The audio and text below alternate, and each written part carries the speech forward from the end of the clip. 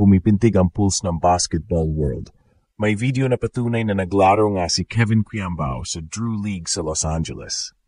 Sa unang pagkakataon, nakita siya lumalaban sa court, humahabol sa rebounds, kumakaway sa teammates, at nagdo-dribble sa pressure ng Pro-Am Arena.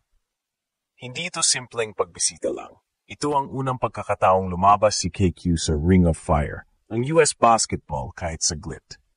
Sa likod nito, 5 NBA teams ang reportedly nakaset na mag-evaluate kay Kevin pagkatapos ng mga private workouts niya sa Sacramento kasama si Drew Hanlen.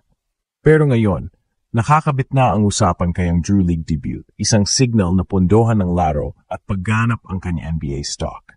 Ito ang unang visual proof na hindi lang siya nagpupunta para mag-train, kundi para sumabak sa matitinding kondisyon laban sa kakumpetensya mula sa G League at NBA Summer Circuit. Sabay tuloy ang tanong, paano niya napalapit ang draw ng NBA? Kung maganda ang naging Drew League clips niya, mga hustle plays, smart passes, or clutch plays, baka may late summer league invite na dumating. At kung totoo yan, hindi lang siya magpapatunay sa sarili, magpapakita rin siya na ang susunod buong henerasyon ng Gilas ay di lang pangarap, kundi naabot na. Abangan sa video na ito ang breakdown ng mga eksenang nagpatingkad na totoo ang Drew League appearance ni Kevin Quiambao, ang mga mukha ng pagsabog sa social media, at kung paano ito maging real-time ammo sa kanyang NBA path. Kagulat world sa dami ng mga sismis, haka-haka at unverified rumors na kumalat nitong mga nakaraang linggo. Isa namang balita ang sumabog sa basketball community. Pero ngayon, may video na.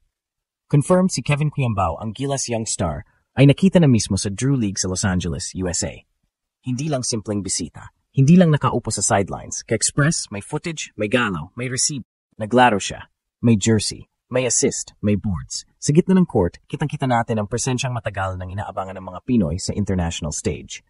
Ang Drew League ay hindi basta-bastang liga. Isa ito sa pinaka-prestihiyosong pro-am basketball leagues sa Amerika, kung saan naglalaro ang mga NBA pros, college stars at underground legends na pwedeng makalaban mo sa isang malupit na Sunday showdown. Kaya isipin mo to, isang batang Pilipino, galing Lasal, under the Gilas program, lumalaban na ngayon sa isang legendary hardwood kung saan dumaan na sina Kobe Bryant, LeBron James at DeMar DeRozan. At kung dati ay panaginip lang para sa atin na makitang kinikilala ng US scene ang talento ng Pinoy, ngayon ay sinasabuhay na ni Kevin Quiambao ang pagsugod sa kanilang teritoryo. At ang pinakamalupit pa rito, Kagulat World, wala itong major announcement, walang teaser, walang social media hype.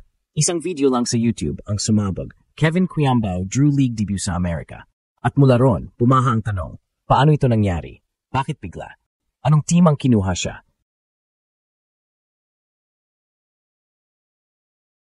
Sino ang koneksyon? At higit sa lahat, anong klaseng performance ang ipinakita niya para lumakas palalo ang ugong na baka makapasok siya sa NBA Summer League bilang late addition? Ito na marahil ang pinaka-controversial pero exciting na twist sa journey ni Kevin ngayong 2025. Hindi lang private workouts, Kagulat World, nagpakita na siya sa actual competition. At sa Amerika pa. Kagulat World, kung pagbabasehan natin ang mismong footage ng laban, hindi ito scripted, hindi ito exhibition style na para lang sa highlights. Ito ay totoong laro, totoong kompetisyon at totoong sagupaan ng mga malaki, malalakas at veterano sa Amerika. Sa video na inilabas, makikita si Kevin Quiambao na suot ang jersey, may number, at higit sa lahat, hindi siya tinipid sa minutes. Nang pumasok siya sa court, halatang hindi siya treated na turista. Isa siyang bahagi ng rotation. Ibig sabihin, ang coaching staff ng kanyang Drew League team ay may tiwala. At yan ang unang senyales na talaga may nakitang ginto sa kanya ang mga Amerikano. Makikita sa video ang ilang crucial plays ni Kevin, ball movement, rebounding, assist sa baseline cut, at pag-react sa depensa. Bagamat hindi pa ito full highlight reel na parang NBA Summer League showcase, sapat na ang ipinakita niya para makuha ang atensyon ng mga scout at kasabayan niya sa liga. Dahil sa Drew League, hindi mo kailangang gumawa ng 30 points para mapansin. Ang tanong lang ng mga scouts, marunong ka ba maglaro sa system? Marunong ka ba bumasa ng spacing? Marunong ka ba pumuwesto sa loob ng trap? Marunong ka ba mag-rotate sa help defense? Sa kaso ni KQ, oo, at halatang nag-level up ang basketball IQ niya. Ang impact ng kanyang paglaro sa Drew League ay higit pa sa stats. Ang presence niya roon ay parang mensahe. Handa na akong lumaban sa kahit sino, kahit saan. At kung mapapansin niyo, hindi lang siya pinapansin ng fans. Kahit ang mga kalaban niya, umaalalay, nag-go-communicate at tinatrato siyang peer, hindi turista. Yan ang respeto na hindi basta ibinibigay sa isang foreign player sa US. Dagdag pa riyan ang teaming. Ganitong klaseng exposure ang sakto para sa isang player na galing sa private workouts. Sa halip na maghintay ng imbitasyon, si Kevin mismo ang lumalapit sa apoy. Parang sinasabi niya sa mga scouts, kung gusto niyo makita kung paano ako sa totoong laro, heto ako. Hindi ako hype lang, hindi ako highlight lang. Ako ay basketball player. At kung may mga teams nga na interesado na sa kanya bago pa ang Drew League, abay siguradong mas titindi pa ang interest pagkatapos nito. At dito natin makikita ang tunay na mindset ng isang future pro. Hindi siya takot sumubok. Hindi siya takot matalo. Ang gusto niya, matuto, magpakita at iparamdam sa buong mundo na ang galing ng Pinoy ay hindi confined sa SEA Games o sa UAAP. May puwesto tayo sa court ng mga Amerikanong alaman. Kung ang Drew League ang sukatan, isang liga na pinasok na ng ilang NBA players tulad ni LeBron James, DeMar DeRozan, James Harden at marami pang iba. Malinaw na hindi basta-basta ang stage na to. Kaya na makita natin si Kevin Kuyambao na aktwal na naglalaro, nakikipagsabayan at higit sa lahat, hindi natitinag sa pisikalan, isa lang ang ibig sabihin, handa na siya. Hindi lang para sa exposure. Handa na siyang sukatin sa parehong pamantayang ginagamit sa mga American prospects. Wala nang bata pa excuse. Wala nang developmental piece label. Sa Drew League, you either belong or you don't. At si Kevin, malinaw na napatunayang kabilang siya sa mga kayang makipagsabayan. Ngayon, isipin natin ang epekto nito sa kanyang NBA journey. Bago pa man siya magpakita sa Drew League, may mga report na may 5 hanggang 6 na NBA teams na ang nagbigay ng private workouts sa kanya. May mga whispers na baka bigyan siya ng Summer League stint bilang late addition. Pero ngayon na may footage na, at hindi lang footage na nagpa-practice, kundi footage na actual game film sa isang US-based competitive league, magiging mas agresibo ang mga evaluators.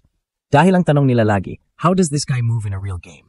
At nasagot na yon, mabilis, matalino, walang takot, may tapang, may pasensya, may diskarte. Hindi ito tsismis lang, hindi ito haka-haka, hindi ito scripted content na ginawa para lang sa hype. Ito ay resulta ng isang desisyon. Ang desisyong lumaban, humarap sa posibilidad ng pagkatalo at magsakripisyo ng imahe para sa tunay na paglago. Yan si Kevin Kuyambao. At kung may alinlangan pa ang ilang NBA teams noon, ngayon ay siguradong gumagawa na sila ng mas malalim na scouting report. Hindi na ito simpleng workout wonder. Isa na siyang game-tested, Drew League verified Filipino baller na handa na magpakilala sa buong mundo. At kung ang Drew League ang naging tulay, abay hindi na malayo na ang susunod nating makita ay si Kevin na nakasuot ng Summer League jersey. Dahil sa bawat rebound niya, sa bawat assist, sa bawat tamang rotation at hustle play sa Drew League court, may scout na nag-check ng box. At sa bawat checkmark, isang hakbang palapit sa NBA dream. Isa na namang Pinoy ang tila gumugulat sa mundo. Hindi dahil sa gimmick, kundi dahil sa galing.